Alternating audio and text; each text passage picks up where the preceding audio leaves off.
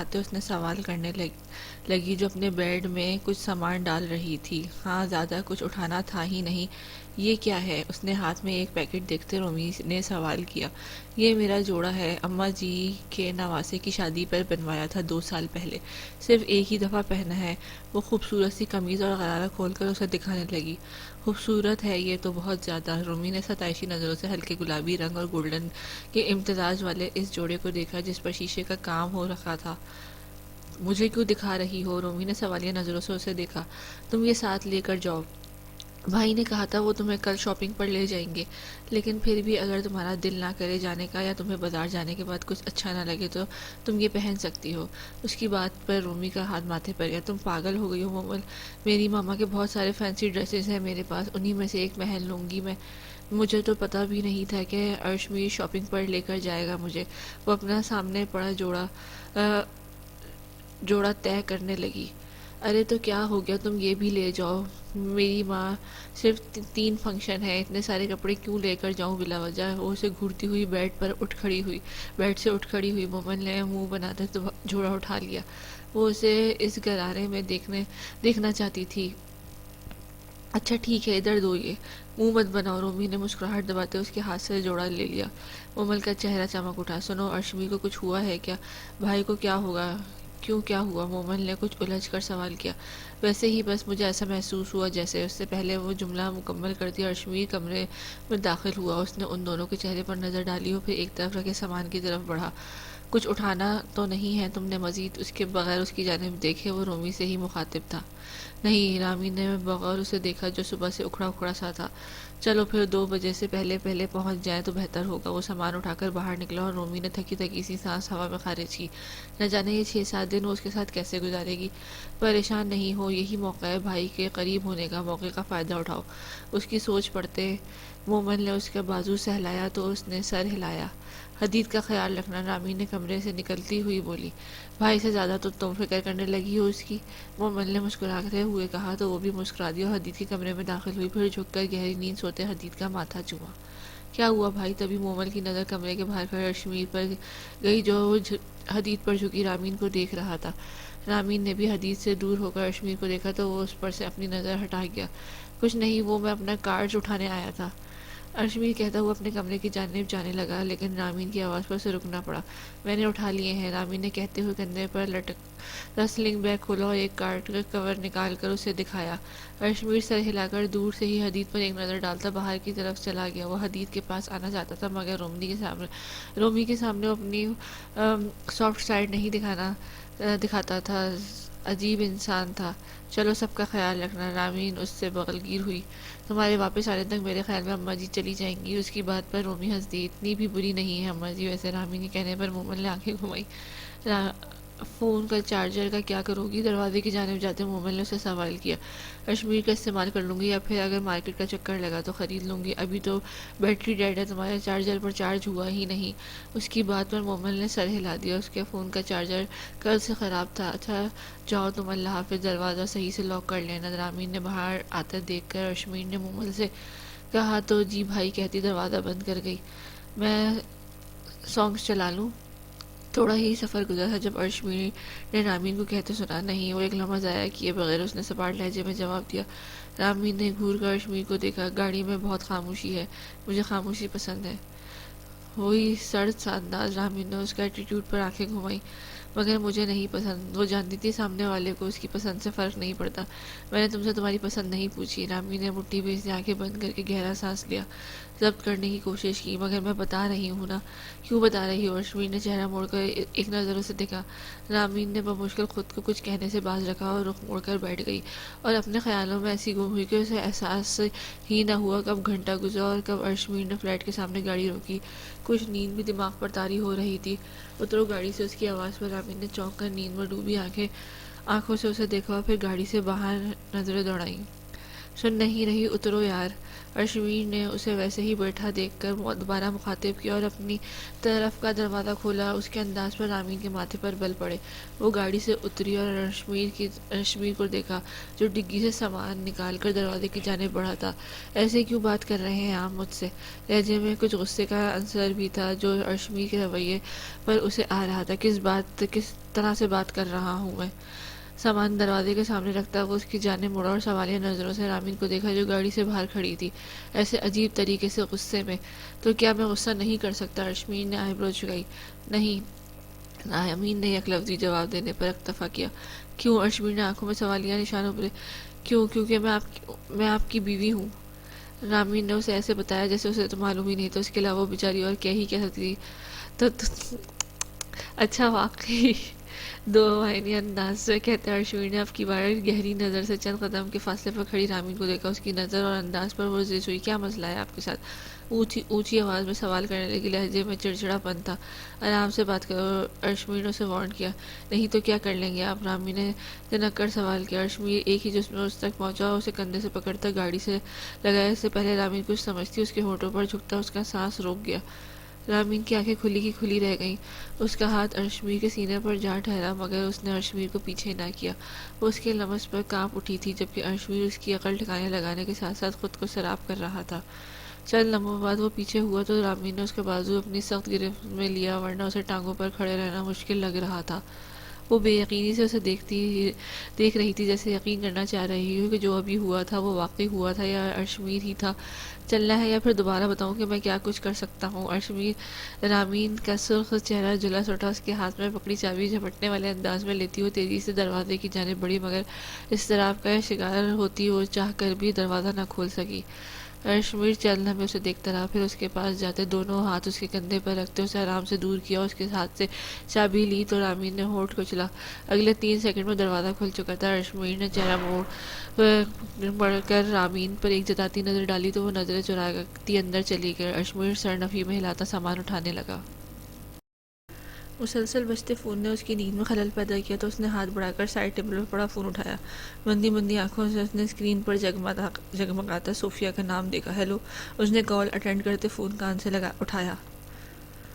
سو رہے تھے تم؟ انداز سوالیہ تھا۔ جی کچھ دیر پہلے ہی آنکھ لگی تھی بس۔ فلائٹ لینڈ ہو گئی کیا آپ کی؟ وہ کہتا ہوا اٹھ بیٹھا۔ نہیں بس ہونے والی ہے، تبھی تمہیں کال کی تھی، لیکن کوئی بات نہیں تم سو جاؤ، میں کیب میں آ جاؤں گی۔ صوفیہ نے اس کے آرام کا خیال کرتے ہوئے کہا تو زاویہ کمفرٹر دور کرتا بیٹھ سے اترا۔ نہیں میں آتا ہوں بس، وہ کہتے ساتھ ہی اس نے کال منتقل کی اور واش روم کی طرف بڑھا۔ چہرے پر پانی کے تھپڑے مارتا ہوا چند لمحوں بعد باہر آیا۔ اس نظر اس نے خود پر شیشے میں ڈالی۔ بکھرے بال، سویا سا چہرہ اور وہ گرے ٹراؤزر اور ٹی شرٹ پہنے ہوئے تھا۔ اسے دیکھتے کوئی بھی بآسانی اندازہ لگا سکتا تھا کہ وہ نیند سے اٹھ کر آیا ہے۔ سر جھٹکتا اس نے چابی اٹھائی اور کمرے سے نکل گیا۔ میں نے کہا تو تھا میں کیب میں آ جاؤں گی۔ نیند ہے تمہاری آنکھوں میں؟ زاویہ نے صوفیہ کا سامان گاڑی میں رکھ کر ڈرائیونگ سیٹ سنبھالی تو صوفیہ نے اسے دیکھتے ہوئے کہا اتنا بڑا مسئلہ نہیں ہے۔ وہ سرسری سے انداز میں کہتا گاڑی سٹارٹ کر گیا۔ کل رامین بھی آ جائے گی۔ کچھ ہی دیر گزری تھی جب زاویہ نے یاد آنے پر صوفیہ کو بتایا تو وہ چونکی۔ رامین آئے گی؟ صوفیہ نے حیران ہوتے ہوئے کہا تو زاویہ نے سر اس بات میں ہلایا۔ مگر وہ کیوں؟ کیسے؟ ارشمیر اس کا ہسبینڈ ہمارا بزنس پارٹنر اور میرا دوست ہے۔ صوفیہ کچھ کہہ نہ سکی۔ چند لمحے وہ کیا کہتی ہے؟ رامین کا مہندی کے فنکشن میں آنا اپنے آپ میں ہی ایک پریشانی تھی مگر اس پریشانی کا کوئی حل نہ تھا۔ زیادہ ٹینشن تو زمل کی تھی۔ اگر اس نے زمل سے کچھ کہہ دیا تو صوفیہ نے اپنی پریشانی ظاہر کی تو زاویہ کو سوچنے لگا۔ وہ جانتی نہیں کہ زمل آپ کی بیٹی ہے؟ صوفیہ نے زاویہ کے بچکانہ بات پر حیرت سے اسے دیکھا۔ مگر اسے پتا تو لگے گا نا، میں ارشمیر سے بات کر لوں گا۔ کیا بات کرو گے؟ صوفیہ نے سوالیہ نظروں سے اسے دیکھا تو وہ کندھے اچکا گیا۔ وہ خود بھی نہیں جانتا تھا کہ اس بارے میں وہ ارشمیر سے کیا ہی بات کر سکتا تھا۔ ان دونوں نے کبھی نہ کبھی تو روبرو آنا تھا۔ ابھی وہ بس دعا کر سکتے تھے کہ رامین کوئی بچکانہ حرکت نہ کرے۔ دیکھ لیں گے، آپ بس زمل کی حقیقت بتانے کی تیاری کریں۔ وہ اپنی بات پر خود ہی ہنسا جبکہ صوفیہ نے گھور کر اسے دیکھا۔ سوری، اس کی جانب پشت کیے لیٹی تھی۔ جب ارشمیر نے اپنی سائڈ سنبھالتے ہوئے کہا تو رومی نے بند آنکھیں پل میں کھلی۔ کس لیے؟ ہلکا سا چہرہ موڑتے اس نے سوال کیا۔ روڈ ہونے کے لیے، وہ سرسری انداز میں کہتا لیٹ گیا۔ ایسے کام ہی مت کیا کریں کہ سوری کہنا پڑے، رامی نے سر جھٹکتے ہوئے کہا اور آنکھیں بند کر لی۔ تم بھی ایسے کام مت کیا کرو کہ مجھے روڈ ہونا پڑے۔ اس کی بات پر رامین اٹھ بیٹھی اور دیکھنے لگی۔ اور میں نے ایسا کون سے کام کیے ہیں؟ اس نے ماتھے پر بڑ ڈالے، ارشمیر کو دیکھا تو ارشمیر نے بغیر کچھ کہے اپنا فون اٹھایا اور اسے ان لاک کیا تو رامین نے مٹھی بھیچ لی۔ وہ اس سے بات کر رہی تھی اور وہ ارشمیر نے اپنا فون اس کے سامنے کیا جہاں اسکرین پر ایک چیٹ کھلی تھی اور ارشمیر کی طرف سے 4 میسیجز بھیجے گئے تھے۔ رامین نے اس کے ہاتھ سے فون لیا اور نام پڑھا تو وہاں رامین لکھا تھا اور میسیجز کچھ ایسے تھے: تم کالز کیوں نہیں پک کر رہی میری، اور اپنی پیکنگ کر دینا، رات تک ہم نے لاہور کے لیے نکلنا ہے، زاویار کی شادی ہے، تمہارے پاس کپڑے نہیں تو مجھے بتا دو، میں تمہیں ٹائم سے بازار لے جاؤں گا۔ رامین 4 میسیجز پڑھتے رامین نے گہرا سانس لیا۔ رپلائی کرنا تو دور کی بات، تم نے میرے میسیجز دیکھنے بھی ضروری نہیں سمجھے۔ رامین نے ارشمیر کی جانب دیکھا جس کی بھویں تنی ہوئی تھی۔ وہ نہیں جانتا تھا کہ رامین نے میسیج دیکھے تھے یا نہیں، لیکن اگر دیکھے تھے تو یقیناً وہ پیکنگ کر چکی ہوتی۔ میرے فون میں بیٹری نہیں تھی۔ وہ فون واپس اس کی جانب بڑھاتے نادم تھی۔ میں تم نے صبح سے فون چارج نہیں کیا؟ وہ حیران ہوا۔ نہیں، میرا میرے فون کا چارجر خراب ہو گیا ہے۔ موبائل کے چارجر پر بھی چارج نہیں ہوا۔ اس کی بات سن کر ارشمیر کا ہاتھ ماتھے پر گیا۔ تو تم نے یہ بات مجھے بتائی؟ موقع ہی نہیں ملا، وہ منمنائی۔ اور میں کیا بتاتی کہ جس فون کو خریدے 1 مہینہ بھی نہیں ہوا اس کا چارجر خراب ہو گیا ہے، میں کر دیا ہے میں نے۔ تم نے اپنے ہاتھوں سے پانی میں ڈال کر خراب نہیں کیا اسے، خراب ہونے والی چیز تھی، ہو گئی۔ اس کی بات سنتی رامین ہونٹ چبا کر رہ گئی۔ اگر تم مجھے بتا دیتی تو تمہیں پوچھنا نہ پڑتا کہ میرے ساتھ کیا مسئلہ ہے۔ اس کی بات سن کر رومی کے ذہن کے پردے پر کچھ دیر پہلے ہی گئی ارشمیر کی حرکت کسی فلم کی طرح چلی تو چہرہ خود بخود ہی گلال ہوا اور ارشمیر نے بغیر اس کے چہرے پر آنے والے رنگوں کو دیکھا تھا۔ سو جائے، دیر ہو گئی ہے۔ اس سے نظریں چراتی واپس لیٹنے ہی لگی تھی جب ارشمیر نے اس کا ہاتھ پکڑ کر اسے اپنی جانب کھینچتے اس کی کوشش ناکام بنائی۔ رامین جو اس افتاد کے لیے تیار نہیں تھی، اس کا سر ارشمیر کے کندھے سے جا لگا۔ وہ فوراً ہی خود کو سنبھالتی اس سے دور ہونے لگی مگر ارشمیر نے اسے آزادی نہ دی۔ رامین نے بمشکل نظر اٹھاتے ارشمیر کو دیکھا۔ بیوی ہو تم میری، کچھ دیر پہلے ہی تو وعدہ کیا ہے تم نے۔ وہ براہ راست اس کی آنکھوں میں دیکھ کر بولا تو رامین آئی کانٹیکٹ برقرار نہ رکھ سکی اور اس کی پلکیں لرز اٹھی۔ میں کمفرٹر، اسے 2 لفظوں پر ہی ارشمیر اس کی بات سمجھ گیا۔ اسے آزادی دی تو وہ فوراً ہی پیچھے ہٹی اور پیروں کے پاس پڑا کمفرٹر کھولنے لگی۔ اس نے کچھ کیا نہیں، پھر بھی یہ حال ہے۔ کیا ہو گیا تمہارا رامین؟ کیا ہوگا تمہارا رامین؟ وہ تیز ہوتی دھڑکن محسوس کرتی دل ہی دل میں خود سے مخاطب ہوئی۔ کمفرٹر کھول کر اس نے پہلے ارشمیر کی ٹانگوں پر رکھا اور چہرہ موڑ کر اسے دیکھا جو پہلے سے ہی اسے دیکھ رہا تھا۔ جیسے وہ کمفرٹر خود پر ڈال کر اس کی جانب پشت کر کے لیٹنے لگی، ارشمیر نے اس کی کلائی پھر تھامی۔ رامین نے استفہامیہ نظروں سے دیکھا۔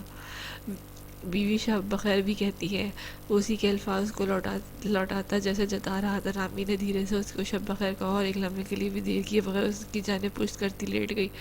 میرا انداز مختلف ہے تھوڑا۔ ارشمیر کی آواز بہت قریب سے سنائی دی تو رامین کی دھڑکنیں تیز ہوئی۔ اس کی گرم سانسیں کان پر محسوس کرتی وہ اپنی آنکھیں بند کر گئی۔ ارشمیر نے اس کی کنپٹی پر اپنا سلگتا لمس چھوڑا تو رامین کے پورے وجود میں خون سرایت کر گیا۔ وہ اب کانوں پر اس کی داڑھی کی چبھن محسوس کر سکتی تھی۔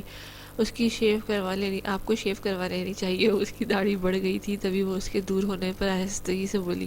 ارشمیر نے بغیر کچھ کہے اپنا بازو اس کے گرد حائل کیا اور اپنی بھارے ہاتھ اس کے ہاتھ پر رکھا تو رامین سانس روک گئی۔ اس کی پشت ارشمیر کے سینے سے ٹکرا رہی تھی۔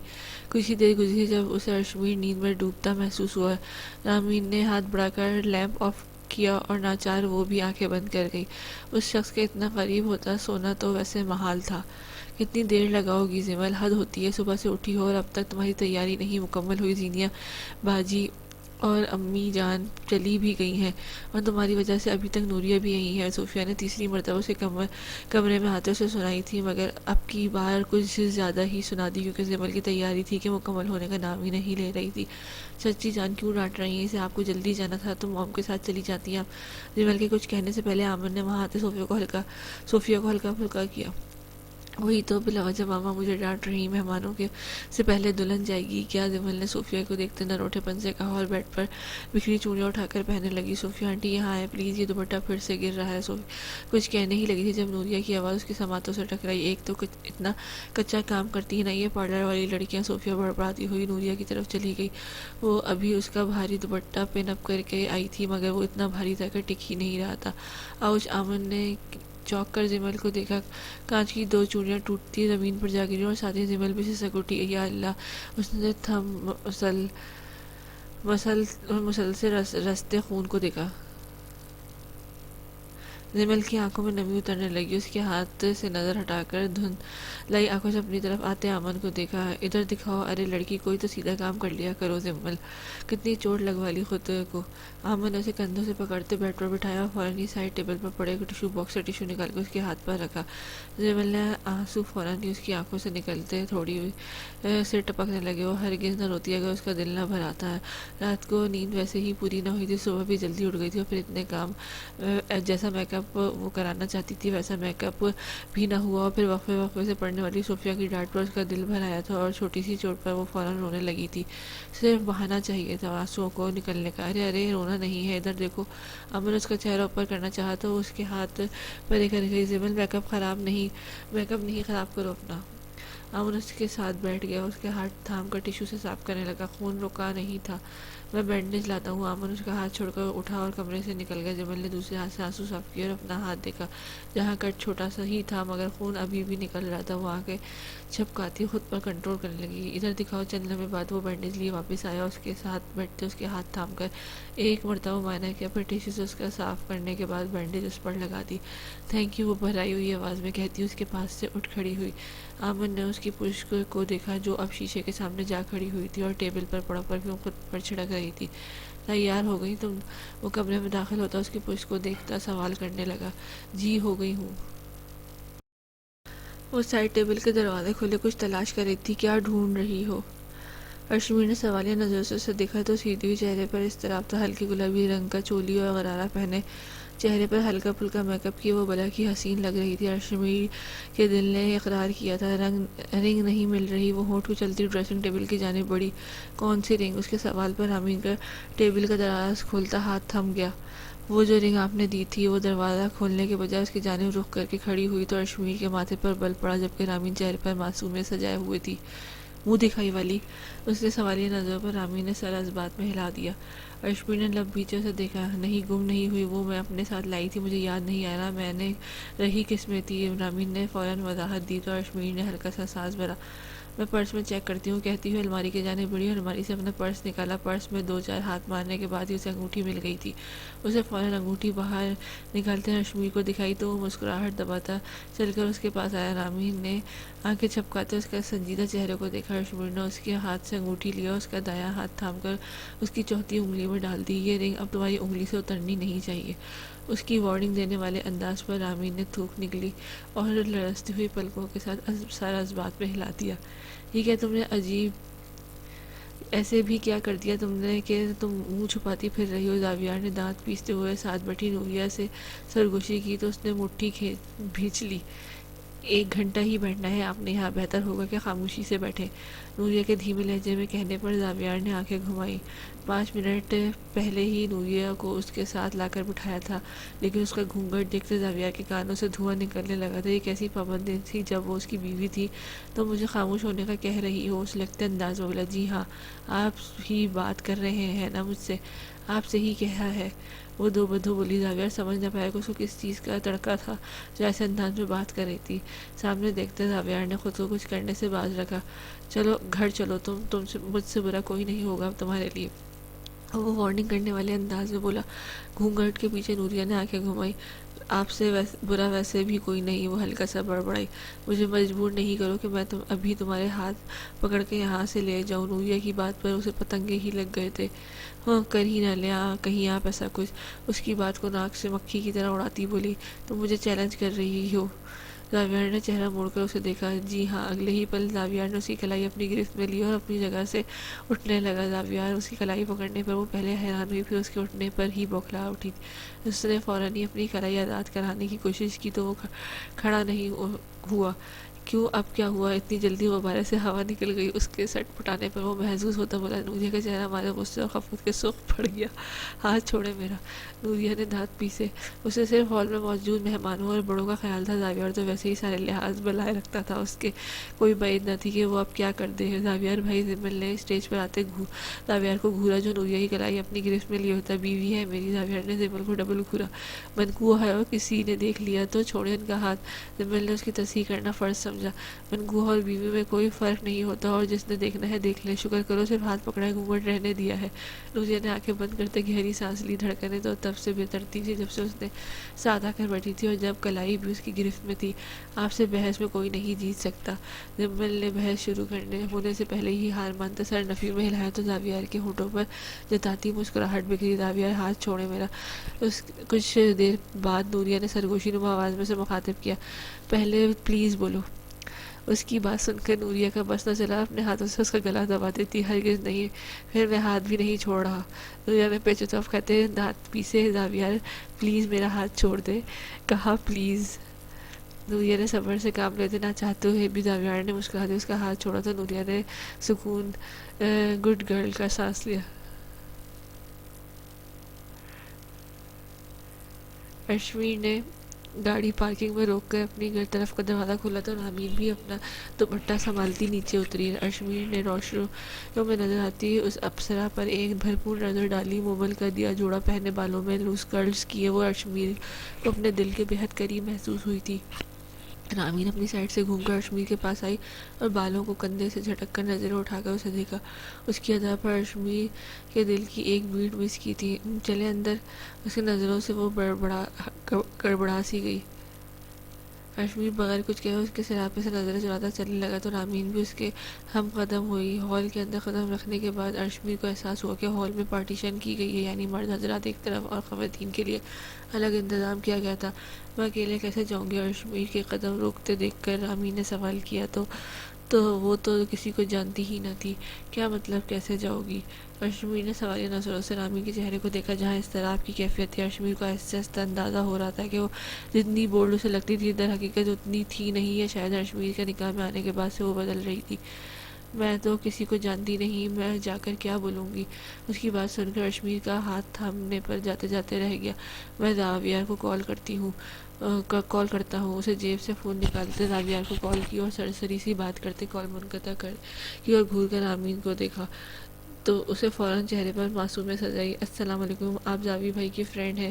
چند لمحے ہی گزرے جب عقب سے آنے والی آواز پر رامین نے پلٹ کر اس 18-19 سالہ لڑکی کو دیکھا۔ وعلیکم السلام، جی میں اشمیر ہوں، یہ میری وائف ہے رامین۔ اشمیر نے مخصوص لہجے میں اپنا اور رامین کا تعارف کروایا تو جمل نے ہونٹوں پر مسکراہٹ لیے رامین کو دیکھا جو اپنے تعارف پر بلش کر رہی تھی۔ پھر جمل نے ہاتھ آگے بڑھایا تو رامین نے فوراً اس کا ہاتھ تھاما۔ میں جمل ہوں، زاوی بھائی کی فرسٹ کزن، اچھا لگا آپ سے مل کر۔ رامین کی آنکھوں میں نرمی سموتے اسے دیکھا۔ تایا ابو سامنے ہی آپ کو نظر آ جائیں گے، جمل نے مردوں والے حصے کی جانب اشارہ کرتے اشمیر سے کہا تو وہ ایک نظر رامین پر ڈالتا وہاں سے چلا گیا۔ رامین اس کی پشت دیکھنے لگی جب جمل نے اسے مخاطب کیا، آپ میرے ساتھ آئے، گھر جا کر اشمیر بھائی کو دیکھ لیجیے گا۔ جمل نے رامین کے ہاتھ پر ہلکا سا دباؤ دیتے اسے اپنی جانب متوجہ کیا تو اس کی شرارت کہی گئی بات پر وہ جھینپ کر مسکرا دی۔ آپ یقیناً یہاں کسی کو جانتی نہیں ہوں گی۔ جانتی تو زیادہ میں بھی نہیں ویسے، لیکن پھر بھی میں آپ کا تعارف کروا دیتی ہوں تاکہ آپ کمفرٹیبل فیل کریں، وہ اپنے مخصوص دوستانہ انداز میں کہتی ہوئے اسے ہال کے فرسٹ ٹیبل پر لے آئی۔ ہال بہت زیادہ بڑا نہیں تھا کیونکہ وہ کچھ قریبی لوگوں کو ہی مدعو کیا گیا تھا۔ یہ میری فرینڈز ہیں، یہ ماہین اور یہ صدف ہے، آپ اس ٹیبل پر بیٹھیں گی، اس لیے ان کا نام تو کم از کم آپ کو معلوم ہونا چاہیے۔ جمیل نے ان کا آپس میں تعارف کروایا تبھی وہاں زینیہ بیگم آئیں، اور یہ میری تائی امی ہے، یعنی زاوی بھائی کی ماما تائی امی ہے، رامین آپی ہے، زاوی بھائی کی فرینڈ کی وائف۔ السلام علیکم، کیسی ہو بیٹا؟ زینیہ نے آگے ہوتے بے اختیاری سے گلے لگایا تو وہ گڑبڑا گئی۔ نہ جانے کتنے عرصے بعد وہ لوگوں میں گھل مل رہی تھی، یہی وجہ تھی کہ وہ حد سے زیادہ کنفیوژن کا شکار ہو رہی تھی۔ میں ٹھیک ہوں، آپ کیسی ہیں؟ زینیہ نے محبت پاش نظروں سے اسے دیکھا۔ الحمدللہ، یہ ہماری آج کی اسپیشل گیسٹ ہے۔ جمل کی بات پہ ایک مرتبہ پھر جھینپ کر مسکرا دی۔ ماما کہاں ہے؟ جمل نے سوالیہ نظروں سے زینیہ کو دیکھا تو اس نے بھی صوفیہ کی تلاش میں یہاں وہاں نظر دوڑائی۔ ابھی تو یہیں تھی۔ اچھا ہے میں آپ کو اسٹیج پر لے کر چلوں؟ جمل اسے آنے کا اشارہ کرتی اسٹیج پر چڑھنے لگی تو رامین نے بھی اس کے پیچھے پیچھے قدم لیے۔ زاویار نے فوراً ہی رامین کو پہچان لیا تھا۔ اسے جمل کے ساتھ اپنے اچھے سے پیش آتا دیکھ کر وہ بس سوچ کر رہ گیا کہ ان دونوں کو اگر معلوم پڑ گیا کہ ان دونوں کے درمیان کس طرح کا رشتہ ہے تو کیا پھر بھی وہ ایسے ہی ایک دوسرے سے بات کریں گی؟ زاویار بھائی، رسم جو ہونی تھی وہ ہو گئی ہے، اب آپ یہاں سے جانا چاہیے۔ اب نوریہ کا گھونگھٹ اٹھانا تھا تاکہ اس کی کچھ تصویریں لی جائیں، اور سارا ٹائم تو اس نے گھونگھٹ نہیں کیے رکھنا نا۔ میں کیوں جاؤں زاویہ اربت کا؟ کیا مطلب کیوں جاؤں؟ چل اٹھ جا، مردوں والے حصے میں جاؤ، اپنی لڑکی دیکھنی ہے ہم نے۔ دردانہ بیگم کی بات سن کر زاویہ برے برے منہ بناتا اسٹیج سے اترتا وہاں سے چلا گیا، اور اس دوران اس کی نظر صوفیہ کو تلاش نہیں تھی، جانے کہاں تھی۔ یہ ہے ہماری دلہن نوریہ، اب آپ بیٹھ کر رسم کر لیں، میں آتی ہوں۔ اس کے جانے کے بعد زمل نے نوریہ کا گھونگھٹ اٹھایا تو نوریہ مسکراتی نظروں سے رامین کو دیکھا۔ زمل رامین کے بیٹھنے کا کہہ کر اسٹیج سے نیچے اتر گئی۔ ماشاءاللہ، رامین نے اسے دیکھتے بے اختیار ہی کہا تھا، آپ تو پاکستانی لگتی ہی نہیں۔ وہ ہلکا سا ہنس کر کہتی اس کے ساتھ بیٹھی، میں پاکستانی ہوں بھی نہیں، میں ترک ہوں۔ رامین کے آنکھوں میں حیرت اتری۔ نوریہ کا لہجہ بھی اس بات کی گواہی دیتا تھا کہ وہ سچ کہہ رہی تھی، اور وہ پاکستان سے تعلق نہیں رکھتی تھی۔ وہ تو شکر تھا کہ اسے ارسا پاکستان سے تعلق رکھتی تھی، اور جس علاقے میں نوریہ پلی بڑھی تھی وہاں کے بہت سے لوگ بھی پاکستانی تھے۔ یہی وجہ تھی کہ اسے کافی حد تک اردو آتی تھی۔ اوہ، مجھے آئیڈیا نہیں تھا، وہ خجل سے ہو کر کہتی رسمیں کرنے لگی، اور پھر کسی دوسرے کا وہاں نہ آتا دیکھ کر نوریہ نے ساتھ ہی بیٹھی رہی۔ آپ کی فیملی؟ چند لمحوں بعد نوریہ کے کانوں میں اس کی آواز ٹکرائی تو وہ ایک پل کو خاموش رہ گئی۔ صبح سے اپنی ماں کو یاد کرتے کتنی ہی مرتبہ رو چکی تھی۔ میری فیملی یہی لوگ ہیں، نوریہ نے دردانہ بیگم، زمل اور زینہ کو دیکھتے کہا تو رامین نے الجھ کر اسے دیکھا۔ میرے بابا کی ڈیتھ بہت سال پہلے ہو گئی تھی، اور رامین اسی سال میری مدر کا بھی ایکسیڈنٹ ہو گیا۔ میرا کوئی بھائی یا بہن نہیں ہے، اور پھر میں ان سب کے ساتھ پاکستان آ گئی کیونکہ زاویہ کے ساتھ میری شادی طے ہو گئی تھی۔ امٹ کر آنے والے آنسو کو روکتے اس نے مختصر کر کے ساری بات رامین کو بتائی تو چند لمحے وہ اسے دیکھ کر رہ گئی۔ میری بھی ماما کی ڈیتھ میرے بچپن میں ہو گئی تھی، اور بھائی کوئی نہیں ہے۔ نوریہ کے ہونٹوں پر اداسی مسکراہٹ ٹھہر گئی۔ آپ میرڈ لگتی نہیں ہیں، کافی ینگ لگتی ہیں۔ نوریہ نے بغیر رامین کو دیکھا تو وہ ہلکا سا ہنس دی۔ میری شادی کو بہت زیادہ عرصہ نہیں ہوا، تھوڑا ہی ٹائم گزرا ہے۔ زاویہ بھائی آئے تھے میرے اور اشمیر کا نکاح پر، آپ نہیں آئی تھی۔ رامین کی بات سن کر نوریہ کے ذہن میں سکندر کی آواز ابھری، تم اشمیر کے نکاح پر کیوں نہیں گئے زاویہ کے ساتھ؟ وہ پھر اس دن ہونے والے ایک واقعہ اس کی آنکھوں کے سامنے فلم کی طرح چلنے لگا۔ کیا ہوا؟ اس کو زون آؤٹ ہوتا دیکھ کر رامین نے سوال کیا تو اس نے تمام خیالات جھٹک دیے۔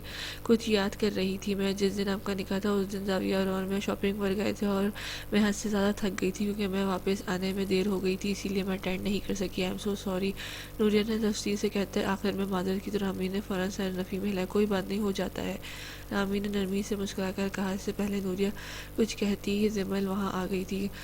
کافی جلدی دوستی ہو گئی آپ دونوں کی، زمل نے وہاں آتے سوال کیا تو نوریہ نے ہلکی مسکراہٹ کے ساتھ سر اس بات میں ہلایا، جبکہ رامین خاموش رہی۔ اوہ، یہ رہی میری ماما غائب ہو جاتی ہیں ایک تو یہ بھی، زمل نے کہتے ساتھ اسٹیج سے نیچے کچھ فاصلے پہ کھڑی دو خواتین کی جانب اشارہ کیا تو رامین نے اس کی نظروں کے تعاقب میں دیکھا۔ وہاں تائی امی کے ساتھ اس نے چھمبے سے گلڈن اور گہرے ہرے رنگ کا جوڑا پہن کر زینیا کے ساتھ کھڑی اس خاتون کو دیکھا جس کا تھوڑا سا چہرہ اسے نظر آ رہا تھا۔ رامین کی آنکھوں میں الجھن اتری، وہ پورا چہرہ نہیں دیکھ سکتی تھی مگر پھر بھی یہ چہرہ کسی سے مشابہت رکھتا تھا، اور پھر اس کی یہ الجھن بھی دور ہو گئی۔ صوفیہ نے اسٹیج کے پاس کھڑی لڑکی کو اپنے پاس بلانے کے لیے چہرہ اس کی جانب موڑا تو رامین کی آنکھیں کچھ کھل گئیں۔ وہ بغیر پلکیں جھپکائے صوفیہ کو دیکھے گئی جو اس لڑکی کے پاس بلانے کے بعد اسے کچھ ہدایت دے رہی تھی۔ کیا وہ وہی عورت تھی یا اس کی ہم شکل؟ صوفیہ، آمد ملا تمہیں؟ کب کھلے گا کھانا بھائی؟ مہمانوں کو ایسے ہی واپس بھیجنا ہے کہ؟ دردانہ بیگم صوفیہ کی جانب بڑھتی ہوئی بولی تو اس کے منہ سے نکلنے والے نام پر وہ پتھرا گئی۔ وہ صوفیہ ہی تھی، ادریس زیدی کی دوسری بیوی، وہ کوئی ہم شکل نہیں تھی۔ رامین کو ایک پل کے لیے اپنا دماغ چکراتا ہوا محسوس ہوا۔ تو کیا یہ عورت ان سب سے تعلق رکھتی تھی؟ کیا اسے معلوم تھا کہ رامین نے آج یہاں آنا تھا؟ اور ساتھ بیٹھی لڑکی؟ رامین نے چہرہ موڑ کر ساتھ بیٹھی زمل کو دیکھا جو ذرا آگے کو ہوتی نوریہ سے کچھ کہہ رہی تھی۔ یہی تھی اس کی سوتیلی بہن۔ چند لمحوں کے لیے رامین کے آس پاس سے آتی آوازیں بند ہو گئی، اس کے ذہن میں صرف ادریس زیدی، صوفیہ، زمل گھوم رہی تھی۔ ان تینوں لوگوں سے جڑا اس کا رشتہ کیا ہوا؟ ایسے کیوں دیکھ رہی ہے؟ زمل نے اس کو مسلسل اپنی جانب دیکھتا پا کر اس کے سامنے چٹکی بجائی تو وہ چونک گئی۔ تم کچھ نہیں؟ رامین نے اس پر سے نظریں ہٹاتے دوبارہ اس طرف دیکھا جہاں کچھ دیر پہلے صوفیہ کھڑی تھی مگر اب وہ وہاں نہیں تھی۔ کھانا کھل گیا ہے زمل، اٹھو نوریہ کے لیے کھانا لگاؤ، اور آپ بھی آ جائیں بیٹا، زینیا نے اسٹیج پر آتے پہلے زمل سے کہا، پھر رامین کو مخاطب کیا، جی تائی امی آ جائیں آپ۔ زمل نے رامین کے ساتھ اٹھنا چاہا۔ نہیں، میں نہیں کھاؤں گی، رامین نے اپنا سر انکار میں ہلایا۔ مگر کیوں؟ ارے ایسا کیسے نہیں کھائیں گی؟ نوریہ کے کہنے پر رامین نے چند لمحے خاموشی سے اسے دیکھا اور پھر اٹھ کھڑی ہوئی۔ وہ نوریہ کا انکار نہیں کر سکتی تھی۔ تمہارے بابا کیا کرتے ہیں؟ نوریہ کے لیے پلیٹ میں کھانا نکالتی جمل سے اس نے سوال کیا۔ رامین کا لہجہ کافی روکھا پن لیے ہو جا، جس کا احساس شاید اسے خود بھی نہ ہوا اور نہ وہ اس لڑکی کے لیے نارمل رویہ ہی رکھتی۔ اس کی بھی تو کوئی غلطی نہ تھی۔ جمل چند لمحے خاموشی رہی۔ بابا کی ڈیتھ ہو چکی ہے، رامین کی جانب دیکھے بغیر اس نے کہا تھا۔ اس کے بعد ہی ہم پاکستان آئے تھے۔ اب کی بار ایک نظر اس نے رامین کے چہرے پر ڈالی، مگر پھر رامین خاموشی رہی۔ رامین وہ نوریہ کے ساتھ ہی بیٹھی کھانا کھا رہی تھی جب صوفیہ نے اسے پکارا۔ رامین نے چہرہ موڑ کر صوفیہ کو دیکھا اور نوالا حلق میں پھنس گیا۔ وہ آخری چیز تھی جو وہ نہیں چاہتی تھی۔ وہ صوفیہ سے آمنا سامنا نہیں کرنا چاہتی تھی۔ کیسی ہو؟ صوفیہ نے خوشگوار لہجے میں سوال کیا اور رامین کے حلق میں گٹلی ابھر کر معدوم ہوئی۔ اسٹیج پر اس وقت صرف نوریہ، رامین اور صوفیہ ہی تھے۔ ٹھیک ہوں کہہ کر وہ توجہ کھانے کی جانب مرکوز کرنے ہی لگی تھی جب صوفیہ نے اسے دوبارہ مخاطب کیا۔ پہچانا تم نے مجھے؟ رامین نے سر اٹھا کر صوفیہ کو دیکھا اور چند لمحے دیکھتی رہی۔ نہیں، سرد لہجے میں یک لفظی جواب دیتی وہ اس پر سے نظر ہٹا گئی۔ آپ جانتی ہیں رامین کو؟ نوریہ نے صوفیہ کو دیکھتے سوال کیا، شاید عجیب سے لہجے میں۔ وہ کہہ کر ایک نظر رامین کے جھکے سر پر ڈالتی اسٹیج سے اتر گئی۔ نوریہ نے الجھ کر رامین کو دیکھا جس کے چہرے پر چھائے تاثرات کو وہ سمجھ نہیں پائی۔ ویسے تو کافی دیر سے آئے تھے تم، اتنی جلدی تمہارا جانا بنتا نہیں، زاویار نے اشمیر سے بغلگیر ہوتے کہا۔ دیر سے آئے تھے ہم؟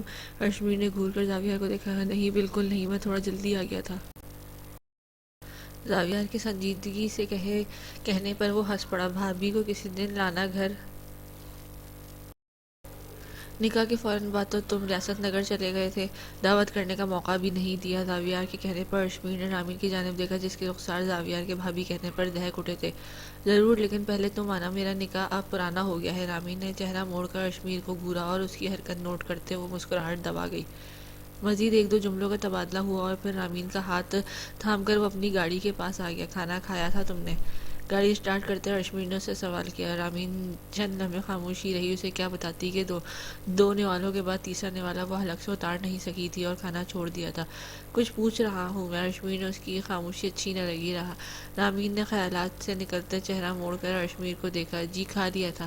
اس کے جواب پر اشمیر نے سر اس بات میں ہلایا۔ گاڑی میں چند لمحے خاموشی چھائی رہی، لیکن پھر رامین کے پیٹ سے آنے والی آواز پر اشمیر نے مہانہ سے مسکراہٹ دبائی، جبکہ رامین کا دل کیا زمین پھٹا اور وہ اس میں سما جا۔ شاید تم نے زیادہ کھا لیا ہے۔ اس کے جملے پر پہلے ہی شرمندہ ہوتی رامین تب اٹھی۔ بالکل، اتنا زیادہ کھا لیا تھا کہ وہاں کھانا کم پڑ گیا تھا میری وجہ سے۔ اب کی بار اشمیر نے ہنسی نہیں دبائی تھی۔ رامین نے چہرہ موڑ کر اشمیر کو دیکھا تھا۔ وہ اسے پہلی مرتبہ ہنستا ہوا دیکھ رہی تھی۔ وہ عرصے بعد اسے کوئی آواز اچھی لگی تھی، اشمیر کی ہنسی کی آواز، اور پھر وہ اسے دیکھے گئی تھی۔ نفاست سے کٹے بال، ہلکی داڑھی اور تھوڑی سی گھنی مونچھیں سے اس کی سیاہ آنکھیں اور ان آنکھوں میں رہنے والا سرد تاثر جو کل سے اس نے نہیں دیکھا تھا، بلکہ رامین نے اس کی آنکھوں میں چمکتے دیکھا تھا۔ اس کے چہرے پر اطمینان دیکھا تھا اور وہ نرم تاثر۔ تم میری تعریف کرنا چاہو تو کر سکتی ہو۔ وہ پل میں اس پر سے نظر ہٹا گئی تھی۔ چہرہ جھلس اٹھا تھا۔ اشمیر نے ایک نظر اس پر ڈالی جو اس کے جملے پر سٹ پٹا کر اب چہرہ موڑے بیٹھی تھی۔ یہ کام آپ نے سر انجام دینا تھا، وہ بہت ہلکی آواز میں بولی تھی۔ اشمیر ایک پل کھول جھوا، پھر اس نے گلا کھنکارا۔ اشمیر نے اس کی تعریف نہیں کی تھی اور شاید وہ شکوہ کر رہی تھی۔ گاڑی میں پھر خاموشی چھا گئی۔ رامین کو لگا تھا کہ اس کی بات سننے کے بعد وہ تعریف کرے گا، لیکن اس نے شکر کیا کہ ایسا نہیں ہوا، کیونکہ اگر وہ ابھی کرتا تو رامین اسے جھوٹی تعریف سمجھتی جو رامین کا دل رکھنے کے لیے کی جاتی۔ کیا کھاؤ گے؟ اشمیر نے بغیر اس کی جانب دیکھتے سوال کیا۔ پاستا خرید لیں، میں گھر جا کر بنا لوں گی۔ بناؤ گی اور پھر کھاؤ گی؟ دیر لگ جائے گی، تمہیں بھوک لگی ہے اور تھکی نہیں ہو ابھی تک، کہ کچن میں بھی کھڑا ہونا ہے۔ رامین کی سمجھ میں نہیں آیا وہ کیا کہے۔ ہاں، میں تھک گئی ہوں، آپ کھڑے ہو جانا میری جگہ۔ اشمیر نے ہلکا سا سانس بھرا اور چند لمحے بعد ایک ڈپارٹمنٹل اسٹور کے باہر گاڑی روکی۔ 5 منٹ بیٹھو، میں آتا ہوں، وہ کہتا وہ گاڑی سے اترا۔ رامین نے مسکراتی نظروں سے اس کی پشت کو دیکھا۔ فریش ہو کر واش روم سے نکلا تو رامین اسے کمرے میں نظر آئی۔ صوفے پر اس کا آج پہنا گیا جوڑا طے ہوا پڑا تھا۔ اشمیر نے گہرا سانس لیا۔ وہ کچھ دیر اسے دیکھنا چاہتا تھا نظر بھر کے، لیکن وہ لباس تبدیل کر چکی تھی۔ وہ کمرے سے نکلا ہی تھا جب رامین اسے کچن میں نظر آ گئی۔ سیاہ کھلی سی ٹی شرٹ اور ٹراؤزر پہنے، وہ بالوں کو ڈھیلا سا جوڑا بنایا دوپٹے سے نادر اس کی طرف پشت کی کھڑی تھی۔ اشمیر لاؤنج کی دہلیز عبور کرتا کچن میں داخل ہوا اور دونوں ہاتھ اس کی دائیں بائیں شیلف پر رکھتے اسے لاک کیا تو کٹنگ بورڈ پر سبزی کاٹتی۔ رامین کے ہاتھ رک گئے۔ اس کی پشت پر اشمیر کے سینے سے ذرا سا ٹکرا رہی تھی اور اسے اتنا قریب محسوس کرتے رامین کی دھڑکن سست ہوئی۔ یہاں تو میں نے کھڑا ہونا تھا نا؟ اس کی سرگوشی نما بھاری آواز پر رامین کی ریڑھ کی ہڈی میں سنسناہٹ ہوئی۔ نہیں، میں بنا لوں گی، اشمیر کی اس کی آواز میں لرزش محسوس ہوئی۔ وہ اس کے مزید قریب ہوا تو رامین کی گرفت چھری پر سخت ہوئی۔ تم نے چینج کیوں کیا؟ اس کی گھمبیر آواز پر رامین نے تھوک نکلا۔ کیونکہ چینج کرنا تھا، یہ پہر کے کچن میں کھڑی نہیں ہو سکتی تھی۔ اس کے اٹکنے پر اشمیر کے ہونٹوں کو مسکراہٹ نے چھوا۔ بیڈ پر بیٹھ کر میرا انتظار کر لیتی۔ اشمیر کی دو معنی بات پر اس نے آنکھیں میچ کر کھولیں۔ آپ تھوڑا دور رہ کر بات کریں پلیز۔ اس کے کہنے کی دیر تھی کہ اشمیر نے ہاتھ شیلف سے ہٹا کر اس کے پیٹ پر رکھا اور خود سے لگایا۔ رامین نے اپنی گردن پر اس کی گرم سانسیں محسوس کی تو اگلا سانس لینا محال لگا۔ یہ شخص جان بوجھ کر اس کے اس قدر قریب آ رہا تھا۔ اشمیر نے اپنی ناک اس کی گردن پر رگڑا اور رامین ایک مرتبہ پھر آنکھیں بند کری۔ عرش، ہم کچن میں ہیں۔ اس کی گردن پر لب رکھتا وہ رامین کے عرش کہنے پر مسکرایا تھا۔ بیڈ روم میں چل لیتے ہیں؟ رامین نے اپنی غیر ہوتی حالتوں اس کے جواب پر دانت پیسے۔ نہیں، مجھے بھوک لگی ہے، مجھے بھی لگی ہے۔ اس کے دو معنی الفاظ، لہجے اور بات پر رامین کا چہرہ سرخ اناری ہوا۔ عرش پلیز، اس کے اشمیر کا حصار توڑنے کی کوشش کی۔ صوفیہ آنٹی سے ملی تم؟ رامین نے پل میں آنکھیں کھولی۔ اس کے اتنا قریب کھڑا وہ اسے سچویشن میں ایسے سوال کر رہا تھا۔ جی، ہلکا سانس لیتی اسے مدھم آواز میں کہا تھا۔ اور زمل؟ اشمیر نے دوسرے ہاتھ سے رامین کے ہاتھ کی پشت سہلائی۔ جی، کچھ کہا تم نے زمل سے؟ اشمیر نے اس کی انگلیوں میں اپنی انگلیاں پھنساتے اسے کان کو لبوں سے چھوا تو رامین کا پورا وجود لرز اٹھا۔ عرش پلیز، ہم بیڈ روم میں بات کرتے ہیں۔ رامین نے ایک مرتبہ پھر خود کو چھڑوانا چاہا۔ بیڈ روم میں بات نہیں ہوگی۔ رامین کو سمجھ نہ آیا وہ کیا کہے۔ وہ خواب میں بھی نہیں سوچ سکتی تھی کہ جسے اس نے کھڑوس کہا تھا وہ اندر سے ایسا ہوگا۔ اس کی دو معنی باتیں۔ کچھ پوچھا ہے میں نے؟ نہیں، میں نے اس سے کچھ نہیں کہا، رامین نے فوراً جواب دیا۔ Good girl. اشمیر نے ذرا سا آگے ہوتے اس کے رخسار کو لبوں سے چھوا اور پیچھے ہوتا اسے آزادی دی تو ایک پل کو وہ لڑکھڑائی، پھر فوراً ہی شیلف تھام لیا۔ قدموں کی آواز دور جاتی محسوس ہوئی۔ رامین نے ہاتھ کی پشت سے ماتھے پر آئے پسینے کی ننھی بوندوں کو صاف کیا۔